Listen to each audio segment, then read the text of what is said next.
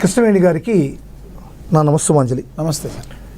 Sir, ఈరోజు చంద్రబాబు నాయుడు అనుకో batch చెప్పిన అబద్ధాన్ని మళ్ళా తిరిగి చెప్పకుండా కళ్ళు మూసుకొని నిజాన్ని చెప్పినట్టు నిర్భయంగా పదే పదే చెప్తూ ప్రజల్లోకి ముందుకు తీసుకుపోయేటువంటి పరిస్థితి ఉంది సార్. వాళ్ళకి తోడుగా ఈరోజు పనికిమాలిన పేపర్లు, చెత్త టీవీ ఛానళ్ళు అబద్ధాలను కూడా నిజం చేసేటువంటి కార్యక్రమాన్ని ముందుకు తీసుకెళ్తున్నాయి. సార్, నేను ఒకటే సూటిగా తెలుగుదేశం నాయకుల్ని, చంద్రబాబు నాయుడు గారిని మీ ద్వారా నేను ప్రశ్నిస్తున్నాను సార్. అద్దేపల్లి జనార్దన్ రావు అనేటువంటి వ్యక్తి ఎవరు? ఫస్ట్ అద్దేపల్లి జనార్దన్ రావు అనేటువంటి వ్యక్తి ఎవరు?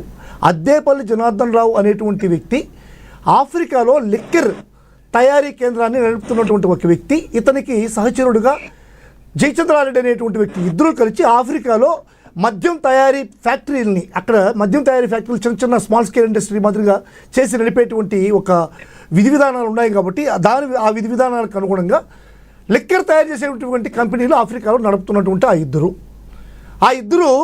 నడుపుతున్న క్రమంలో ఏదైతే తెలుగుదేశం ప్రభుత్వం అధికారంలోకి వచ్చిందో, అధికారంలోకి రాకముందు ఈ జయచంద్రారెడ్డి అనేటువంటి వ్యక్తిని తంబళపల్లి నియోజకవర్గానికి సంబంధించినటువంటి ఎమ్మెల్యే క్యాండిడేట్గా డిక్లేర్ చేశారు. ఎట్లా డిక్లేర్ చేశారంటే, తంబళ్ళపల్లి నియోజకవర్గంలో సురేంద్ర నాయుడు అనేటువంటి ఒక వ్యక్తి ఉన్నాడు. చంద్రబాబు నాయుడు గారికి అత్యంత సన్నిహితుడు, ప్రీతిపాత్రుడు, చంద్రబాబు నాయుడికి ప్రాణప్రదమైనటువంటి వ్యక్తి సురేంద్ర నాయుడు. ఈ సురేంద్ర నాయుడు ఎవరంటే, ఇంతకుముందు తెలుగుదేశం ఒక ఎలక్షన్స్లో ఎంపీటీసీ జెడ్పీటీసీ ఎలక్షన్స్లో కాంగ్రెస్కి సంబంధించినటువంటి ఇద్దరు కార్యకర్తల్ని నడి రోడ్లో చంపి, చంపినటువంటి కేసులో జిల్లా కోర్టులో, హైకోర్టులో ఆయనకి యావజ్జీవ కారాగార శిక్ష ఉంది.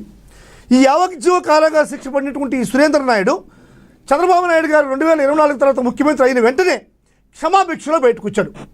క్షమాభిక్షలో బయట రాగానే ఈ కార్యక్రమాన్ని స్టార్ట్ చేశారు. అంతకుముందు మన క్యాండిడేట్ ఎవరైనా సరే ఒక క్యాండిడేట్ ఉండాలా అనేటువంటి ఒక ఆలోచనతో ఈ సురేంద్ర నాయుడు జయచంద్రారెడ్డి అనేటువంటి వ్యక్తిని ప్రోత్సహించి వైఎస్ఆర్ కాంగ్రెస్ పార్టీలో ఉన్నటువంటి జయచంద్రారెడ్డిని తీసుకొని వచ్చి ఇన్ఛార్జిగా పెడుతూ అతనికే ఎమ్మెల్యే టికెట్ ఇప్పించి గెలిపించేటువంటి పరిస్థితి ఉంది. ఎప్పుడైతే ఈ మద్యం తయారీ కేంద్రం పెట్టాలనేటువంటి ఆలోచన అద్దేపల్లి జనార్దన్కి ఇది జయచంద్రారెడ్డికి వచ్చిందో, వెంటనే వచ్చి ములకల చెరువుని ఒక డాబాని ఆధారంగా చేసుకుని డాబాలో పెట్టి ఈ యొక్క ఫ్యాక్టరీని పెట్టడం జరిగింది. ఈ ఫ్యాక్టరీ ఫైండ్ అవుట్ అవ్వగానే వెంటనే చంద్రబాబు నాయుడు, తెలుగుదేశం నాయకులు ఏం చేశారు, ఈ జనార్దన్ రెడ్డి, ఈ జయచంద్రారెడ్డి అనేటువంటి వ్యక్తి వైఎస్ఆర్సీపీకి సంబంధించినటువంటి కోవర్టు. ఇది పెద్దిరెడ్డి రామచంద్రారెడ్డికి, మిథున్ రెడ్డి గారికి ఈయన కోవర్టు. వాళ్ళ తమ్ముడి గెలుపు కోసం తెలుగుదేశంలో పంపించి ఎమ్మెల్యే టికెట్ ఇప్పించారు అంటున్నారు. అంటే పెద్దిరెడ్డి రామచంద్రారెడ్డి, మిథున్ రెడ్డి జయచంద్రారెడ్డి అనేటువంటి వ్యక్తికి టికెట్ ఇప్పిస్తూ ఉంటే 45-50 సంవత్సరాల ఇండస్ట్రీ అయినటువంటి చంద్రబాబు నాయుడు ఎర్రి పప్ప, లేకుంటే తెలుగుదేశం పార్టీ పనికిమాలిన దద్దమ్మ పార్టీనా అనేటువంటిది ఆలోచించాలి. సరే, కోవర్ట్ అయినాడు, ఓడిపోయాడు. ఆ విషయం మీరు గ్రహించలేకపోయారా? చంద్రబాబు నాయుడు గారు ఈ విషయాన్ని కూడా, చిన్న విషయాన్ని కూడా గ్రహించలేకపోయారా? ఈ మద్యం తయారీ కేంద్రంలో ఏ విధంగా వెలుగులోకి వచ్చిందో మీరు తెలుసా? మీరు దాన్ని తీసుకుపోయి జోగి రమేష్ అంటకడుతున్నారు. ఏ విధంగా వెలుగులోకి వచ్చిందంటే, విజయదశమి అనేటువంటి ఒక కార్యక్రమం జరిగేటప్పుడు ఏదైనా పరికరాలకి పూజలు చేసేటువంటి ఆనవాయితీ. పాపం ఈ సురేంద్ర నాయుడు గారికి, జనార్దన్ రావు గారికి, ఈ జయచంద్రారెడ్డి గారికి పాపం చేసేది అక్రమ మద్యం తయారీ కేంద్రీ ఎదవ పనులు, లుచ్చా పనులు, లంగా పనులు అయినా కానీ ఆ పరికరాలకు కూడా పూజ చేయాలనేటువంటి ఒక ఉద్దేశంతో ఒక స్వామీజీని తీసుకెళ్లారు అక్కడికి. స్వామీజీ అక్కడికి పోగానే స్వామీజీ పాపం అయ్యారు వాసన, మందు వాసన, మద్యం బాటళ్ళు, ఖాళీ మద్యం బాటళ్ళు, లేబుళ్ళు, అంటే అంటించినటువంటి లేబుళ్ళు, ఇవన్నీ కూడా లేబుళ్ళు ఉన్నాయని చెప్పి చూసి ఏదో సంథింగ్ రాంగ్ జరుగుతూ ఉంది, ఇవి ఏదో పనులు చేస్తున్నారు, పనికిమాలిన పనులు చేస్తున్నారు అని చెప్పి బయట వచ్చేస్తాడు. కాదు మధుసూదన్ రెడ్డి గారు, మీరు మాట్లాడేటప్పుడు వైసీపీలో కోవర్ట్లు అని ఇచ్చి ఎక్కువ అంటున్నారని గ్యాప్ ఇస్తున్నారు. మీరు ఇచ్చే గ్యాప్కి మీరే వాళ్ళు చెప్పినట్టుగా మిమ్మల్ని ట్రోల్ చేసే ప్రమాదం ఉంది. ఇది పక్కన పెడితే షర్మిల గారు ఎందుకంటే మిమ్మల్ని తగులుకున్నారు సార్? ఇప్పుడు ఇది చెప్పలేదు పూర్తిగా ఈ స్టోరీ విన్నాం సార్, ఎందుకంటే ఇది చాలా ఇంపార్టెంట్. రాష్ట్ర ప్రజలు కూడా వినాలి, రాష్ట్ర ప్రజలు ఖచ్చితంగా ఈ విషయాన్ని తెలుసుకోవాలి. చెప్పండి. ఇప్పుడు స్వామీజీ వచ్చిన తర్వాత స్వామీజీకి కొంచెం అమౌంట్లు ఇవ్వాలి కదా. అమౌంట్లు ఇవ్వాలప్పుడు ఈ అద్దేపల్లి జనార్దన్ రావు యొక్క భావవర్ధనం, లేకుంటే జయచంద్రారెడ్డి గారి భావవర్ధనం ఎవరిని అటాచ్ చేశారు. అతను ఏదో 2000 5000 అడిగినట్టున్నది. మేము 5000 2000 ఇలేము, మేము ఒక 1000 రూపాయలు ఇస్తాం, 500 ఇస్తామని చెప్పి కక్కుర్తి. దాంట్లో కూడా చేసేది మధ్య వేలే అంతే. అంటే స్వామి ఎంత పూజ చేయడానికి ఎంత ఇస్తారు? పూజ ఆడికి పోయి పరికరాలకు పూజ చేయడానికి చేసే ఏదో పనుల పరికరాలకు కూడా పూజ చేస్తున్నారు కదా. పూజ చేసేటప్పుడు ఎంత ఇస్తారు? అదే 5000 10,000 ఆయన అడిగినట్టున్నది వీళ్ళు 1000 2000కి చేతిలో పెట్టి ఇంకెంతకన్నా ఇలేము స్వామి, మాకు వీలు పడుతుందని చెప్పినాడు. అప్పుడు స్వామి పోయి ఎవరే ఇదేదో జరుగుతూ ఉంది, లెక్కర వాసన వస్తుంది చెప్పి వెంటనే పోయి అధికారులకు చెప్పాడు. అధికారులకు చెప్పడం బట్టి ఇది వెలుగులోకి వచ్చింది. లేకుంటే ఈ రోజు కూడా స్టిల్ ఈ అద్దేపల్లి జనార్దన్ రావు కావచ్చు, ఈ జయచంద్రారెడ్డి కావచ్చు, సురేంద్ర నాయుడు కావచ్చు, ముగ్గురు కూడా ఈ వ్యాపారాన్ని కంటిన్యూ చేసుకుంటారు. అసలు దీనిలో జోగికి ఏం సంబంధం లేదు. అదే సార్, పూర్తిగా వినండి. దీంట్లో వైఎస్ఆర్ కాంగ్రెస్ పార్టీ ఒక స్టాండ్ తీసుకుంటుంది సార్. ఖచ్చితంగా వైఎస్ఆర్ కాంగ్రెస్ పార్టీ చెప్తానే ఉంది, ప్రతి 3 మద్యం బాటిల్స్లో ఒక మద్యం బాటిల్ ఖచ్చితంగా ఏదైతే అద్దేపల్లి జనార్దన్ రావు, జయచంద్రారెడ్డి, సురేంద్ర నాయుడు చేశారో ఈ బాటిల్ రాష్ట్రంలోకి వెళ్ళిపోయింది అనేటువంటిది ప్రత్యక్షంగా చెప్తోంది. సో పకడ్బందీగా చెప్తోంది వైఎస్ఆర్ కాంగ్రెస్ పార్టీ.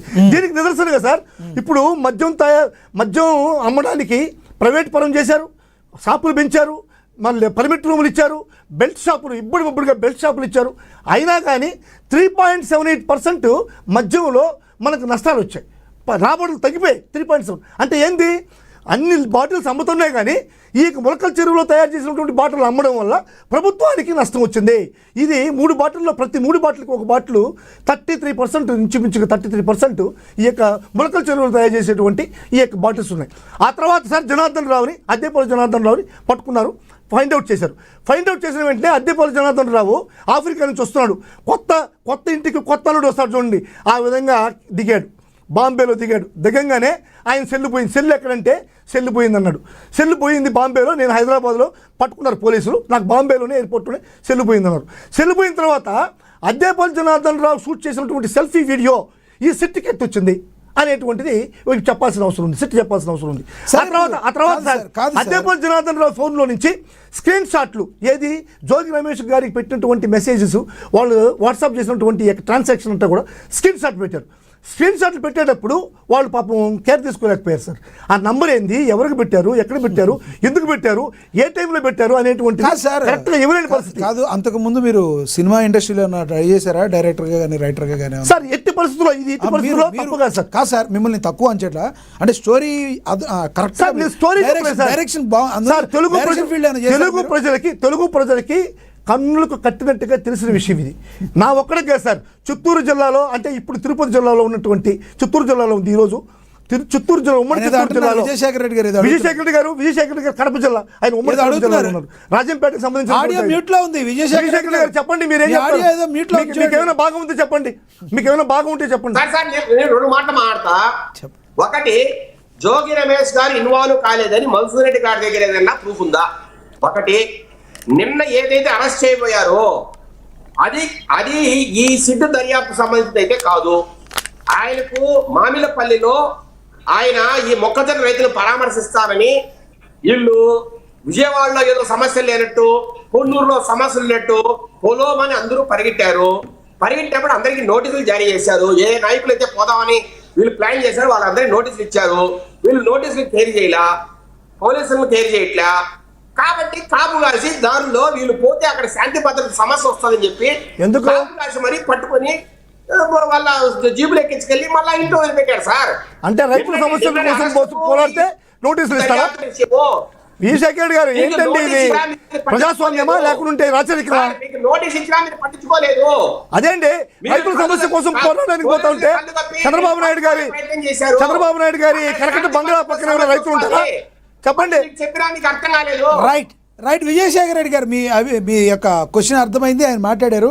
ఎస్, ఒకటి చెప్పండి, ఈ విషయం ఇలా ఉంచితే ఎందుకంటే షర్మిల గారు ప్రతిరోజు కూడా ప్రతిసారి జగన్మోహన్ రెడ్డి గారి మీద ప్రశ్నల వర్షం కురిపిస్తున్నారు, ఎందుకు సమాధానం జగన్మోహన్ రెడ్డి గారు చెప్పలేకపోతున్నారు? సార్ నేను ఒకటే ప్రశ్నిస్తున్నాను సార్, ఆమె కుటుంబ వ్యవహారాలని పబ్లిక్ చేయడానికి వచ్చిందా, లేకుంటే కాంగ్రెస్ పార్టీ అధినేతగా ఇక్కడ మాట్లాడుతుందా? అంటే ఆవిడ వేసిన క్వశ్చన్ ఇంటి దగ్గర గురించో, డబ్బుల గురించో, ఆస్తుల పంపకాల గురించో మాట్లాడలేదు. తూట్లు పొడుస్తూ రాజశేఖర రెడ్డి గారి ఆశయాలకు తూట్లు పొడుస్తూ ఏ కార్యక్రమం మీరు చేయలేదు, కేవలం బటన్ నొక్కటం మాత్రమే చేశారని ఆరోపిస్తున్నారు. బటన్ ఎందుకు నొక్కారు? ఈ యొక్క పథకాల కోసమే, సంక్షేమం కోసమే బటన్ నొక్కాడు, కానీ పేరు మాట్లాడారు బటన్ నొక్కడు ఉండడు విజయశేఖర రెడ్డి గారు. ఇప్పుడు షర్మిల గారిని నేను ఒకటే ప్రశ్నిస్తున్నాను సార్, కాంగ్రెస్ పార్టీ పిసిసి ప్రెసిడెంట్గా ఆమె ఇక్కడికి వచ్చి ఎవరిని ప్రశ్నించాలి? ఎవరైతే అధికారంలో ఉన్నారో వాళ్ళని ప్రశ్నించాలి, అది ఆనవాయితీ. 2 సంవత్సరాలకు ముందు అధికారం కోల్పోయినటువంటి జగన్మోహన్ రెడ్డి ఆమెకేం పని? ఆ రోజు జరిగినటువంటి కార్యక్రమాలు ఆమెకేం పని? రాజశేఖర రెడ్డి గారికి తూట్లు పొడిచాడా, లేకుంటే రాజశేఖర రెడ్డి గారికి కిరీటాలు పెట్టారనేటువంటిది నీకెందుకు? అది నీ సమస్య కాదు కదా. రాష్ట్ర ప్రజలు రాజశేఖర రెడ్డి సమస్య మీరు మాట్లాడలేదు. మీరు కాంగ్రెస్ పార్టీ ప్రతినిధిగా, కాంగ్రెస్ పార్టీకి పిసిసి ప్రెసిడెంట్గా మీరు ఏం మాట్లాడాలి ఈ రోజు? ఆరోపణలో ఇంకోటి బలంగా చేశారు. మీరు అన్నది కరెక్టే, పాయింటే కావచ్చు. పెట్రోల్ డీజిల్ విషయంలో ఇట్లా మాట్లాడుతూ గంగిరెద్దులాగా బీజేపీ దగ్గరికి వెళ్ళి తలుపుతారు.